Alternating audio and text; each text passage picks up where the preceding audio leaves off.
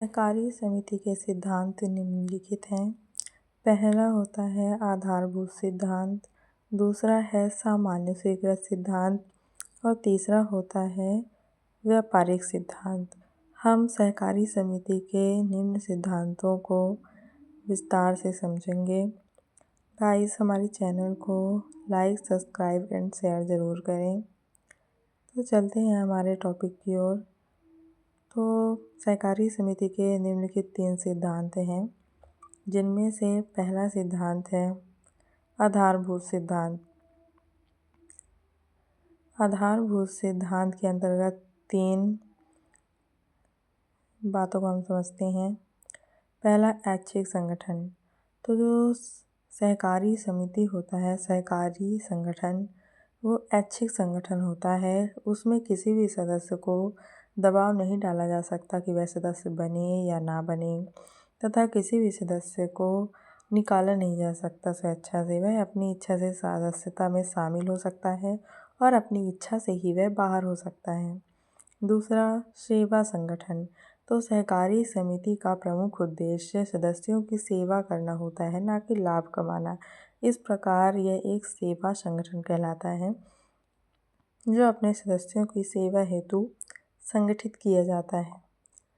तीसरा है पूंजी पर सीमित ब्याज। तो सहकारी संगठन में प्रायः पूंजी पर सीमित ब्याज दिया जाता है, क्योंकि यह पूंजी पर अधिक ब्याज नहीं दिया जाता, क्योंकि इसका उद्देश्य लाभ कमाना ना होकर सेवा करना होता है। तो यह पूंजी पर अधिक ब्याज देगा तो इसके खर्चे बढ़ जाएंगे। इस प्रकार इसमें पूंजी पर सीमित ब्याज दिया जाता है। तथा दूसरा हम देखेंगे सामान्य स्वीकृत सिद्धांत। इसके अंतर्गत निम्न बातों को सम्मिलित किया जाता है। पारस्परिक सहायता व आत्म सहायता। तो प्रायः सहकारी संगठन में सदस्य अपनी स्वयं से संगठित होते हैं और अपनी सहायता करते हैं, तथा अन्य सदस्य जो उसमें सम्मिलित होते हैं उनकी भी सहायता करते हैं। यह एक ऐसा संगठन है जो सदस्यों की सहायता से संचालित होता है। इस प्रकार इसका यह सिद्धांत भी पारस्परिक सहायता व आत्म सहायता करना है। दूसरा है लाभ नहीं सेवा उद्देश्य।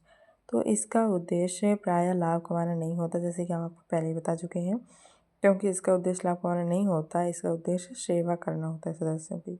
तीसरा, समानता का व्यवहार व न्याय।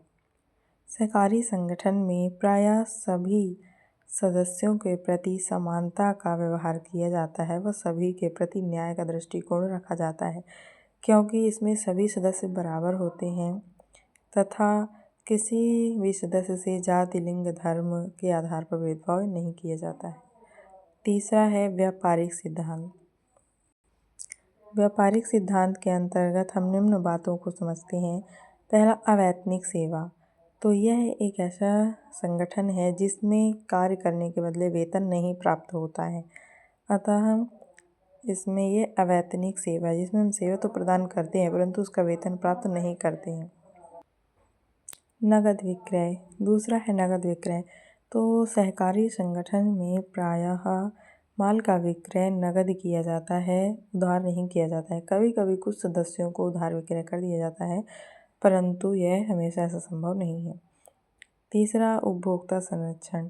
तो प्रायः हम देखते हैं इसका उद्देश्य लाभ कमाना नहीं होता है, अतः यह उपभोक्ताओं को संरक्षण प्रदान करता है, उनका शोषण नहीं करता है, वस्तुओं में मिलावट नहीं करता है, कालाबाजारी को प्रोत्साहित नहीं करता है। ये उपभोक्ताओं को उचित किस्म की वस्तु उचित कीमत पर प्रदान करता है और साथ ही उन्हें उचित माप की वस्तुएं भी प्रदान करता है। तो सो गाइस, यदि आपको हमारे टॉपिक्स पसंद आए हों तो आप हमें लाइक कीजिए, सब्सक्राइब कीजिए एंड शेयर कीजिए। धन्यवाद।